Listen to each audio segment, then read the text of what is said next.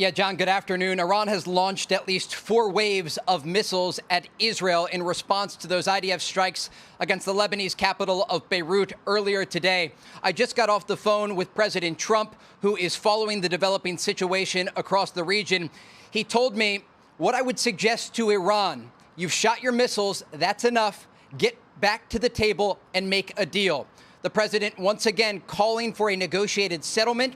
He also spoke about the ongoing negotiations with Iran, saying we are very close. I would say an agreement would be signed on Monday, Tuesday, or Wednesday of this coming week. And now this takes place. And so the president will get briefed on what is happening right now, this ongoing Iranian ballistic missile attack against Israel. But I asked him about those initial IDF strikes that took place earlier today. He told me they were not coordinated with the United States, and I asked him for reaction to the Israeli strikes against Hezbollah in Beirut, and President Trump said, "I'm not happy about it."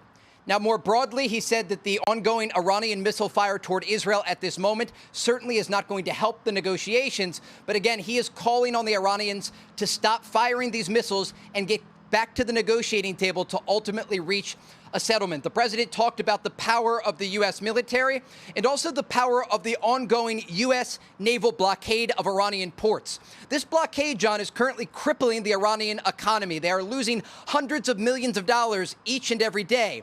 And that's part of the reason that President Trump has been able to maintain this strategic patience across the Middle East, understanding that while the United States remains on alert in the region, they simply have to keep this blockade in place, and it will push the Iranians to the negotiating table because they are running out of options with their economy under so much pressure. We know that Iranian exports are down 90%. They're currently extracting crude oil at a 50% rate as a result of this U.S. naval blockade, and officials in the region tell Fox News it is only going to get worse.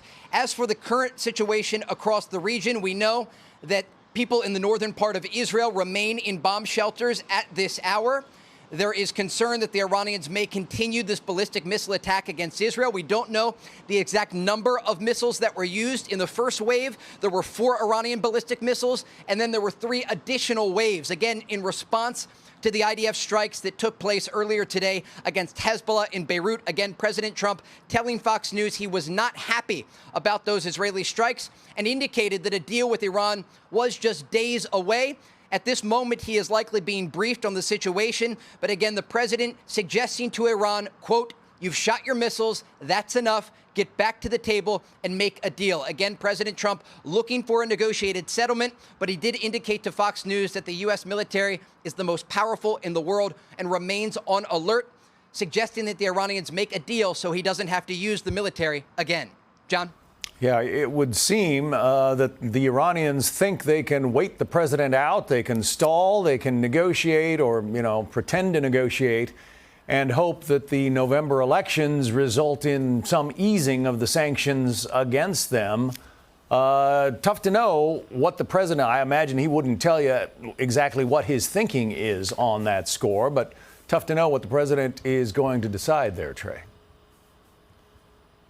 Yeah, absolutely. And look, this is a president who has been able to stop numerous wars around the world and, according to foreign officials, save millions of lives. And he's trying to do the same thing in the Middle East, but he is up against a challenging counterpart in terms of negotiation, because the president, according to the call that we just had, really understands the situation. He understands the partnership between the United States and Israel, but he also understands that for the past 47 years, the Iranians have been conducting the same behavior over and over again. They've not only been attacking U.S. forces, but they've been supporting these regional proxies like Hamas, the Houthis, and Hezbollah to launch attacks against U.S. allies.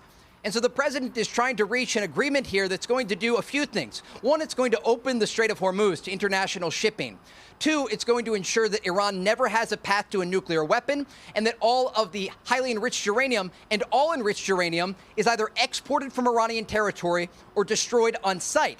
And then finally, creating a stable situation across the Middle East that would allow for some of these broader ideas that the president has. Remember, President Trump has called on regional countries like Saudi Arabia, Qatar, and others to join the Abraham Accords because he sees this as an opportunity.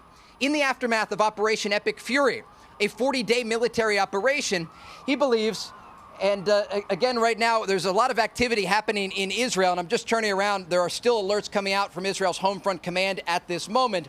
But we are getting a new statement, John, right now. I just want to read it to you from Iran's Revolutionary Guard Corps that said their attacks on Israel this evening were a, quote, warning of broader response that would encompass all U.S. and Israeli targets in the region if aggressions are repeated.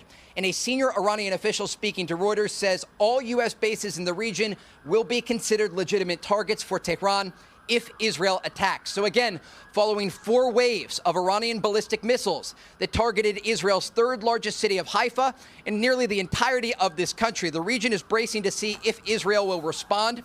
This was a significant attack against the civilian population of Israel. John? Yeah, and, you know, it would seem that if Iran is saying these attacks were a warning, that maybe they are done for now. But we'll get back to you in just a few minutes and see if there is, first of all, any response from the Israelis or the United States, and see if the missiles continue to rain down on Israel. Trey Yingst doing a great job covering the situation there from Tel Aviv. Trey, thank you.